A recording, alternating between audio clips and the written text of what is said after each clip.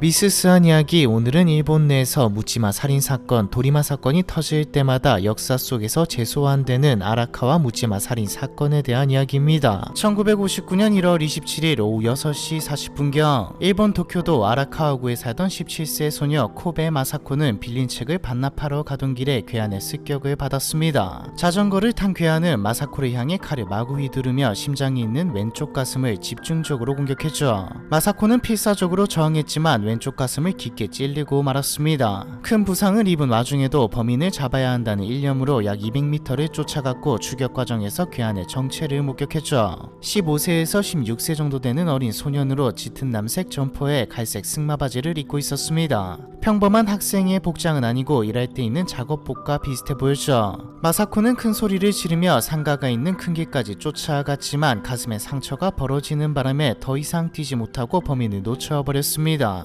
다행히 행인들의 신고로 인근 병원으로 긴급 후송되어 목숨을 건졌으며 전치 1개월의 진단을 받았죠. 병원에서 의식을 차린 마사코는 또 한 번 크게 놀랐습니다. 자신 말고도 칼에 찔리거나 베인 소녀들이 계속해서 응급실에 실려왔기 때문이죠. 피해자는 총 10명이었으며 대부분 10대 여성이었고 마사코와 같이 자전거를 탄 정체 불명의 소년에게 습격당한 상태였습니다. 공격받은 시간순으로 정리할 때 마사코는 10명 중 4번째 피해자였죠. 마사코가 습격당한 뒤 약 40여 분 후 공격당한 16세 소녀 타나베 요시코도 왼쪽 가슴을 찔려 생명이 위태로운 상황이었습니다. 요시코는 방과 후 공장에 다니며 일을 배우는 여중생이었죠. 요시코는 집 앞까지 도망치다가 과다출혈로 쓰러져 병원으로 후송되었는데 끝내 사망했습니다. 자전거에 탄 10대 소년이 휘두른 칼에 맞고 10명 중 1명이 사망, 3명이 중상. 한 달 한시에 10명의 피해자가 그것도 동일범으로 추정되는 한 소년에게 습격받았다는 소식은 일본 열도에 일파만파 퍼져나갔죠. 더욱 충격적인 것은 조사 결과 피해자가 11명이나 더 있었다는 겁니다. 피해자는 모두 여성이었으며 나이는 8세 초등학생부터 27세까지 다양했죠. 범행 시각은 오후 5시부터 7시 40분 사이에 집중돼 있었는데요. 1월 21일부터 27일까지 일주일간 총 21명의 피해자가 습격을 당했지만 초동 수사가 이루어지지 않았던 이유는 처음 일주일 동안은 작은 면도칼 등으로 공격해 옷만 찢어지거나 피부가 살짝 긁히는 등 경미한 상처를 입은 수준이라 별도로 신고가 접수되지 않았기 때문이죠. 현재 아라카와구 일대는 주택 밀집 지역으로 일본 내에서도 치안이 좋기로 유명하지만 60년 전만 해도 치안 출몰이 비일비재해서 대수롭게 여기지 않았던 것이었습니다. 피해 사실을 밖으로 알리지 않고 쉬쉬하는 사이 범인은 대담해졌고 면도칼에서 시칼로 흉기를 바꿔들어 피해자들을 뒤쫓아가 공격하는 방식으로 진화했죠. 사망자까지 발생하자 사건의 심각성을 인지한 경찰은 대대적인 수사에 나섰습니다. 아라카와 경찰서와 오구 경찰서의 합동 수사본부를 설치하고 피해자들의 증언을 토대로 용의자를 추적했죠. 피해자들은 공통적으로 범인이 10대 소년이며 공장에서 일하는 일꾼처럼 보였다고 증언했습니다. 범행이 오후 5시부터 7시 40분 사이에 일어난 이유도 낮 동안은 근무를 하기 때문에 퇴근 이후에 활동한 것처럼 보였죠. 피해자가 많은 만큼 용의자도 금방 확보할 수 있을 것이라고 생각했습니다. 하지만 대부분의 피해자들이 갑작스러운 습격을 받은 데다가 골목길이 워낙 복잡하고 가로등도 적어서 범인의 얼굴을 제대로 본 사람이 없었죠. 20여 명의 피해자 중에 범인의 인상착의를 비교적 상세하게 기억하고 있는 건 마사코 뿐이었는데 그나마도 옷차림과 대략적인 인상 정도일 뿐 이목구비는 기억하지 못하는 상태였습니다. 경찰은 몽타주 작성을 포기하고 피해자들이 증언한 인상착의의 용의자를 찾으러 다녔죠. 아라카와구 일대 지역이 공장지대와 맞닿아 있다는 것을 감안해 일대에서 10대 노동자들을 상대로 조사를 실시했지만 딱히 의심스러운 인물은 없었습니다. 그리고 대대적으로 기사가 난 상태에서 그때 그 옷을 범인이 그대로 입고 거리를 돌아다닐 리가 없었죠. 수사가 진척 없이 미궁에 빠져들자 아라카와구 주민들은 공포에 휩싸였습니다. 나도 길을 걷다가 누군지도 모르는 사람에게 칼을 맞고 살해당할 수 있다는 두려움이 전염병처럼 퍼져나갔죠. 마을 청년들은 자경단을 조직해 밤낮으로 순찰을 돌았고 여학생들은 방과 후 집에 돌아갈 때 3인 1조로 무리를 지어 이동했습니다. 젊은 여성들은 저녁 시간에 혼자 돌아다니는 것이 금지되었고 해가 떨어지면 모두 귀가해 거리에서 사람 그림자를 찾아볼 수 없었죠. 경찰도 아라카와구 일대 경비를 강화하고 범인 검거 및 재발 방지에 총력을 기울였습니다. 하지만 이런 상황을 비웃기라도 하듯 사건 발생 3일 뒤인 1월 30일 새벽 또다시 사건이 터지죠. 범인은 이른 새벽 출근하던 여성을 습격해 상처를 입혔으며 이후 피해자의 집에 너무 떠들지 말라는 내용의 협박 편지까지 보내는 대담함까지 보였죠. 수사가 진행 중인 상황에서 또다시 같은 범죄가 일어나자 경찰은 무능하다 했다는 비난을 피해갈 수 없었습니다. 궁지에 몰린 경찰은 아라카와구 일대 수배 전단을 배포하고 지역 주민들에게 적극 제보를 요청했습니다. 최근에 갑자기 복장이 바뀐 사람, 신문에 닥치는 대로 있는 사람, 이 사건에 이상하리 많지 관심이 많은 사람, 사건 이후 심리 상태가 불안해 보이는 사람, 갑자기 말이 없어지거나 태도가 변한 사람, 사건 이후 종적을 감춘 사람, 이와 같은 사람을 알아보거나 보신 자는 즉시 경찰에 신고 바랍니다. 동시에 지도 위에 사건 발생 장소를 표시하고 범인의 동선을 추적해 나갔습니다. 이 과정에서 삼각형으로 이루어진 특정 구역 내에서 집중적으로 범행이 일어났고 그 중심에 한 상가가 있다는 사실을 확인했죠. 해당 상가는 마사코가 추격 중 범인을 놓쳤던 큰 길 바로 앞에 있었습니다. 더욱 이상한 것은 상가와 인접한 골목길에서는 범행이 일어나지 않았다는 것이죠. 경찰은 범인이 상가와 관련 있는 사람이고 의심을 피하기 위해 일부러 상가와 가까운 곳을 피해 범행을 저질렀을 가능성이 높다고 추리했습니다. 이런 상황에서 마사코가 의미심장한 추가 증언을 내놓습니다. 범인을 쫓아가다가 놓쳤을 때 쑥가게 앞에서 한 소년이 어머니로 보이는 여성과 대화하는 장면을 보았습니다. 그런데 옷차림이나 인상이 범인과 비슷했어요. 경찰은 마사코의 증언을 바탕으로 문제의 상가에 입주해 있던 쑥가게 주인의 셋째 아들 17세 A군을 유력한 용의자로 지목했죠. A군은 사건이 일어났던 1월 27일 저녁 극장에서 영화를 본 뒤 이케부쿠로에 있는 삼촌 집에 놀러 갔다가 11시경에 돌아왔다고 진술했습니다. 하지만 동행한 사람이 없었기에 가족이었던 삼촌 외에는 알리바이를 증명해줄 사람이 없었죠. 게다가 A군은 평소 낡은 자전거를 타고 동네를 돌아다녔습니다. 여러 정황으로 볼 때 강한 심증이 갔지만 혐의를 입증할 물증은 나오지 않았기에 간단한 참고인 조사를 진행한 후 A군을 집으로 돌려보낼 수밖에 없었습니다. 그러는 사이 쑥가게 셋째 아들이 용의자라는 정보를 입수한 기자들이 가게로 몰려들기 시작했죠. 기자들과 구경꾼, 피해자들의 가족들이 가게를 포위하다시피 하자 신변의 위협을 느낀 A군의 아버지는 아들을 경찰서로 데리고 가서 보호해달라고 요청했죠. 경찰은 기자들의 눈을 피해 A군을 니포리에 있는 경찰 기숙사로 데려갔습니다. 하지만 어떻게 알았는지 기숙사까지 따라붙은 기자들 때문에 A군의 행적이 노출되고 말았죠. 아들이 집에 돌아오면 사람들에게 맞아 죽을 것이다. 이대로는 돌아올 수 없으니 철저히 수사의 결백을 밝혀달라. A군 아버지의 간곡한 호소에 경찰은 긴급 회의를 소집하고 대책을 논의했습니다. 도돌이표처럼 같은 말만 반복되는 회의가 진행됐지만 어차피 결론은 정해져 있었죠. 혐의를 입증할 강력한 물증 없이는 죄를 물을 수 없는 법이니까요. 결국 경찰은 수사 제1과장 명의로 증거 불충분으로 A군의 혐의 없음을 인정한다는 담화문을 발표했습니다. 하지만 사람들은 A군이 범인일 것이라는 의심을 거두지 않았죠. 신문에서는 연일 A군의 수상한 정황에 대해서 떠들어댔고 이 과정에서 A군의 신상 정보가 일부 노출되며 엉뚱한 피해자까지 발생했습니다. A군과 나이가 같거나 이름이 비슷하다는 이유만으로 범인이라고 의심받는 소년들이 생긴 것이죠. A군과 같은 성씨를 쓰던 한 소년은 범인이라는 누명을 쓰고 동네에서 쫓겨난 후 고향으로 내려가는 기차 안에서 극단적 선택을 시도하기도 했습니다. 이후에도 이렇다 할 단서는 나오지 않았고 단지 낡은 자전거를 타고 다니거나 검은 점퍼를 입고 있다는 이유만으로도 주민들이 서로를 신고하고 의심하는 일이 한동안 이어졌죠. 대부분은 단순 의심에 의한 해프닝일 뿐 범인 검거에 도움이 될 만한 유의미한 제보는 없었습니다. 끈질긴 수사와 주민들의 협조에도 불구하고 범인 체포는커녕 용의자 특정도 하지 못했죠. 수사는 수년간 답보 상태에 머무르다가 결국 1974년 공소시효가 종료되면서 영구 미제 사건으로 남게 되었습니다. 아라카와 무지마 살인사건 이후 지난 60년간 비슷한 사건과 씨름해온 일본 수사당국은 체계적인 분석을 진행하는 한편 국민들을 대상으로 지진과 쓰나미 등의 자연재해 발생 시 대응 방법과 함께 도리마와 마주쳤을 시 대응 훈련도 꾸준히 진행하고 있죠. 주요 내용을 살펴보자면 다음과 같습니다. 통학 및 출근길에 피난 장소가 있는지 체크하십시오. 만약 길 위에 도리마와 마주쳤다면 맞서지 말고 즉시 도망치십시오. 도리마가 가까이 있을 때는 등을 보이고 도망치지 말고 옷이나 가방을 휘둘러 적극 대응하십시오. 하지만 느끼셨을 듯 도리마가 마음먹고 달려들면 대응할 방법이 없고 무지마 살인사건, 도리마 사건은 계속해서 발생하고 있죠. 평화로운 일상을 한순간에 공포로 몰아넣고 이웃들을 도리마가 아닌지 끝없이 의심하게 만들었던 아라카와 무지마 살인 사건에 대한 이야기, 이번 편은 여기까지입니다.